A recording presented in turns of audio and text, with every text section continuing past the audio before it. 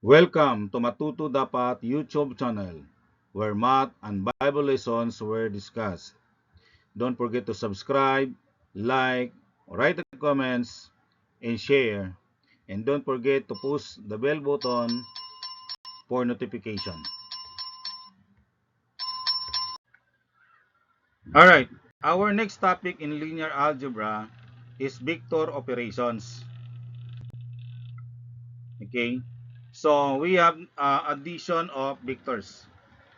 Two vectors in the same r to the n can be added component by component. Okay, if we have u is equal to the set of u sub 1, u sub 2 up to u sub n, and v is equal to the set of v sub 1, v sub 2 up to v sub n, then u plus v is equal to the set of u sub 1 plus v sub 1, and u sub 1, u sub 2 plus v sub 2, and then u sub n plus v sub n. Okay? So, ibig sabihin, kung yung by component, i-add po natin. So, example 1, find the sum of u plus v. So, if u equals the set of 2, 4, 6, and v is equal to 1, negative 3, 5. So, ang u plus v is, you have 2 plus 1, 4 plus negative 3. Okay, component by component po ginawa natin. So, ito 2 plus 1, 4 plus negative 3, 6 plus 5.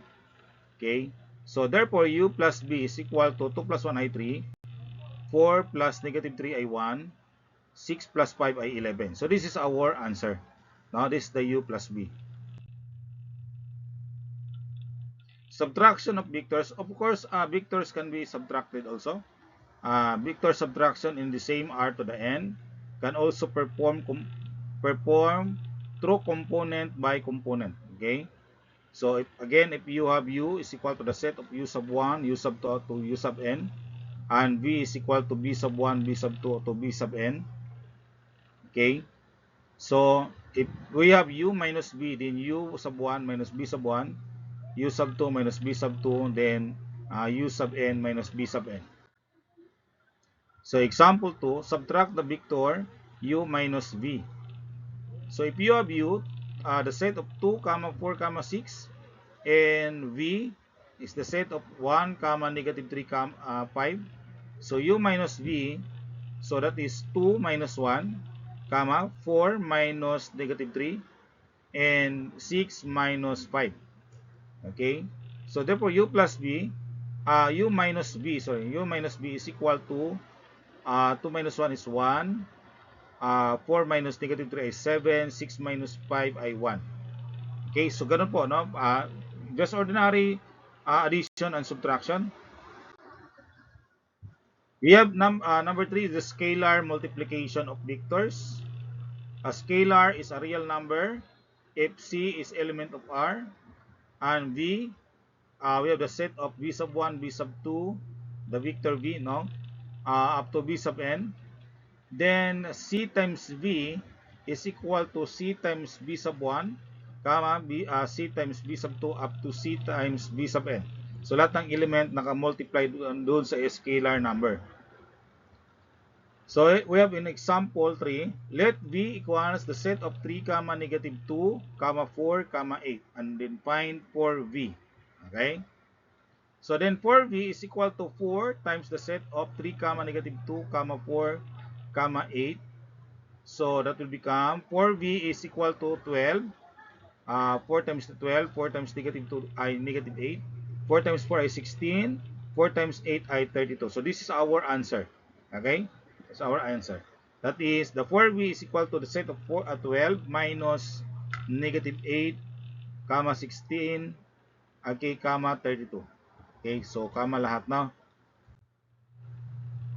Example 4. Let V equals 3, negative 2, 1, 0, and find negative 2V.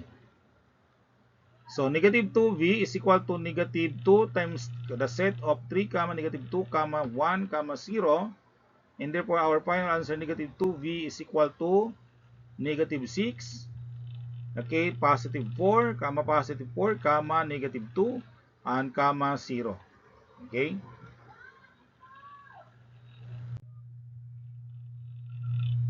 Next, we have the linear combination. A linear combination of vectors is an expression of the form C sub 1 V sub 1 plus C sub 2 V sub 2 and so on and so forth up to C sub k times V sub k, where C sub 1, C sub 2, C sub 3 up to C sub k are scalar. Okay? So if we have this, okay, ang u natin, the vector u is 2, 1, ito po yon. So ito yung ating u.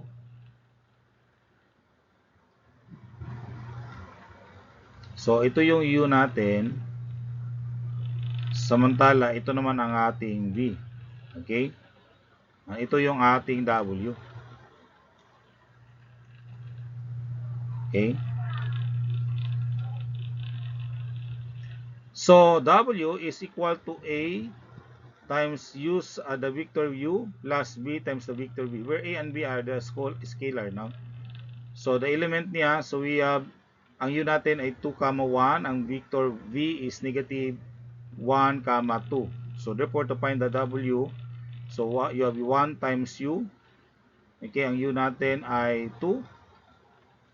No? So tapos ang v ay 1, negative 1. Kaya 2 minus 1 ay naging 1. Tapos 1 plus 2 ay 3. Kasi ang ating scalar ay 1 lang naman. No? So ibig sabihin, location ng ating w is located at 1, 3. Okay? So 1, 3 po ang location niya. Ito, yung point na to, yung arrow niya. Example 5, let u equals 3, negative 2, 1. And v is equal to the set of 2, negative 1, 2. Then find 2u minus 3v. So ang 2u natin ay 2 times the set of 3, negative 2 at 1. So multiply natin, so that is 6, tapos negative 4, tapos 2. That's 2u. Ang ating 3v ay 3 times the set of negative 2, positive 2, negative 1, 2. So, pag i-multiply natin, that is 6, is negative 3, then 6. So, 2u minus 3v, so 6 minus 6. Okay, 6 minus 6 ay 0. So, 2u minus 3v. Negative 4 minus negative 3 ay negative 1. 2 minus 6 ay negative 4. So, this is our answer. So, ganun po pag-compute natin, no? Even using the linear combinations. Okay, you have now your activity 1. Given the following vectors, u equals 2, the set of 2, negative 3, 5, and v is 1, negative 1, and 4. Then you have to calculate 1, 2, 3, 4, 5. Yan. Activity 2, given the following vectors, u equals the set of 2, negative 3, 5, 3, and u plus v equals the set of 5, negative 6, 4, 0. And you have the w is u plus b. And then you have to find, okay, 1, 2, 3, 4, 5. Alright, so thank you very much for watching, and I hope you learned from these video lessons. Don't forget to like and subscribe from our channel, Matuto Dapat. No? So, pwede itong iyong i-share sa inyong mga kakilala na nag-aaral din ng ganitong topic o ganitong subject, the linear algebra.